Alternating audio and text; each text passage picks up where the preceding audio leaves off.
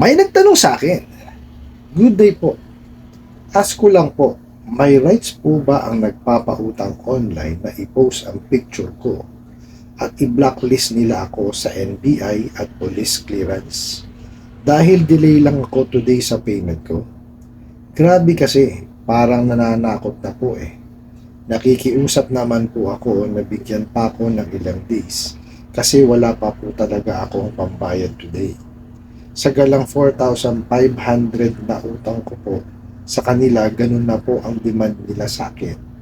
Ano po kaya pwede kong gawin, sir? Kasi as in gipit pa po talaga ako now.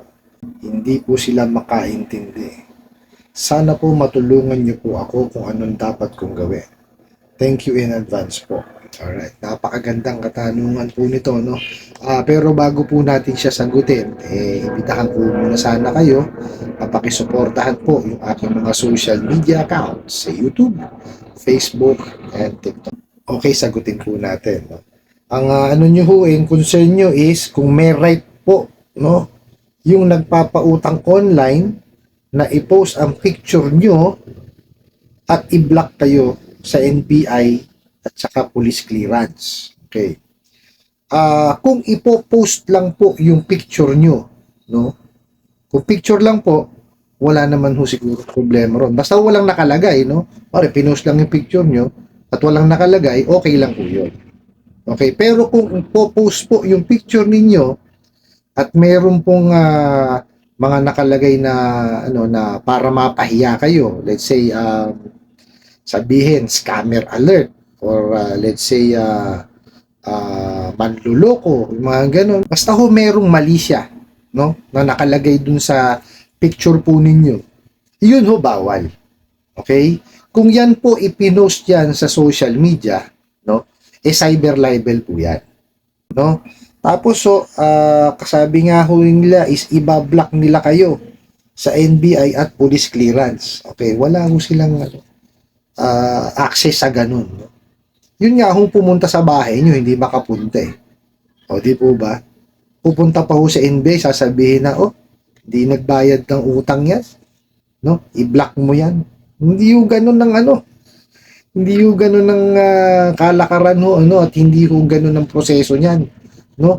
Para ho kayo magka-record, no, sa NBI tsaka sa PNP natin, dapat to may napatunayang kaso sa inyo, no? Or napatunayan na meron kayong krimen na nagawa, no? Yun ho, pwede ho kayong magkaroon ng record sa NBI, no? Pero ho yung hindi pa lang ho nababayaran ng utang, no? Hindi ho nila po pwedeng gawin yun. Wala ho makakagawa no, kahit na sinong tao o sino hong o kahit ano hong kumpanya. Ano po? Kasi ho pagka usaping utang, ano po, at gagawa ho talaga sila ng ano, let's say magdidemanda sila. Ano ho ang kaso nyo dyan? Small claims. Okay, basta ho yung halaga ng nahiram po ninyo is 1 million below. Yan, small claims po yan. Pagka naman po lumagpas yan sa 1 million, ano ho yan? Yung sum of money. Okay, collection of sum of money po ang ano dyan. Ang po pwede nilang ikaso sa inyo. Pero kung ganyan ho sa online, small claims po yan, no? Pero malabo ho nilang gawin yan, no? Lalo yan kung yung mga mapang-abusong ola, nako, hindi ho tutuntong sa ano yan, sa korte. Takot ho yung mga yan.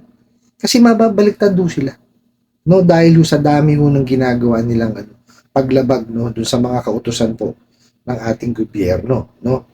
Isa na ho diyan, no, yung ano, yung prohibition on unfair debt collection practices, yung ginagawa ho sa inyo, yung hinaharas kayo. So, isa na ho 'yun, no? Pangalawang nilabag nila is yung ano, yung the Truth in Lending Act. Okay, or yung TILA.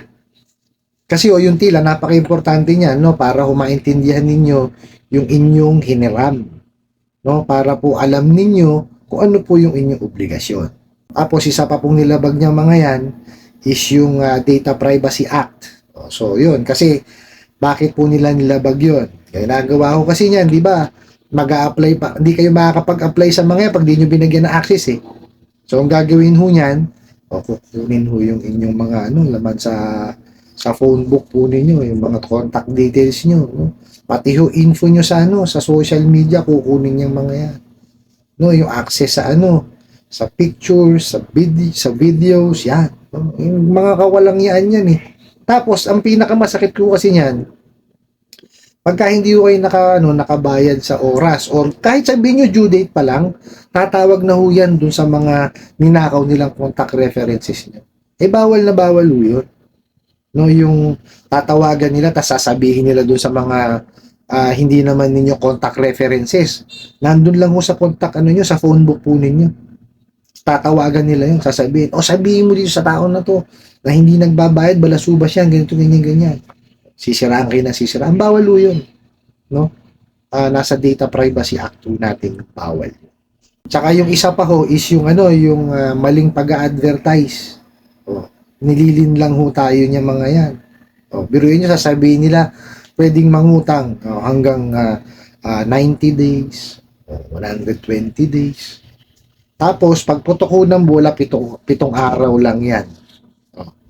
Tapos, lintik pa yung yung interest na pinapatong na yan. Isa pa ho yun, yung ceiling on interest rate. Nakita nyo? Ilan na ho yun? 5 na yung nilalabag nila. No, kasi meron lang ho tayong ceiling on interest rate, no, dun sa mga approved amount or sa uutangin ninyo na 10,000 pababa. Meron lang ho ceiling yan. Okay? Ano ho lang yan? Yung niyan, yung EIR ho niyan is 15% per month lang po. Okay?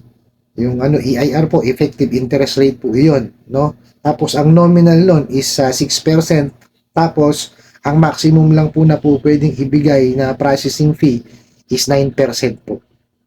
So doon lang po siya sa 15% na dapat per month. No, hindi po dapat lumagpas doon. Itong mga OLA na to, tingnan niyo ang ginagawa. In-approve kayo 3,000. Bibigay lang sa inyo 1,500. O di 50% na kagad doon kinaltas nila. Sa processing fee na sinasabi.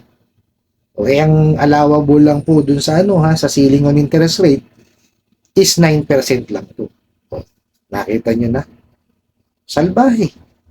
Kaya ho, ang pinakamagandang gawin nyo dyan, dito po, yan, pa-flash ko po sa screen ninyo, no? Yan po ang mga sangay po ng gobyerno na po pwede ho kayong mag-file ng complaint. Okay? Email nyo ho sila dyan. Tapos, i-attach nyo po yung yung mga nyo, ebidensya po ninyo. No? Tapos, yun nga po, i-email nyo sila dun sa mga email address na yan. Tapos, kung kayo ho nakaranas po, no, ng cyber libel, no, ibig sabihin ho, yung inyong picture ipino sa social media na may kasama pong malisya. Let's say, for example po, is scammer alert or di kaya mandarambong. Yung mga ganun ho, no? Pwede nyo silang sampahan ng cyber libel. So, pinakamaganda po niyan, kayo, mag-hire ho kayo or kumuha ho kayo ng ng tulong ng abogado po. Pwede yung sa pribado, pwede yung sa PAW. Parehas lang naman ho yan, no? Sila ho ang nakakaalam niyan. Expertise po nila yan, no? Kaya sa kanila ho kayo manghingi ng tulong pagka ho kayo magdidemanda ng cyber libel. No, ngayon no, kung pinost ho kayo, kagaya ng sinasabi, post daw yung picture ninyo, no? Hindi ko kasi alam kung sa social media or sa mga pader-pader o poste, no? Yun hong sa sa pader-pader o poste, no? Libel ho yun. Pwede nyo sila sampahan ng kaso. Yun lang hong pagpo-post sa sa poste tsaka sa pader, bawal ho yun.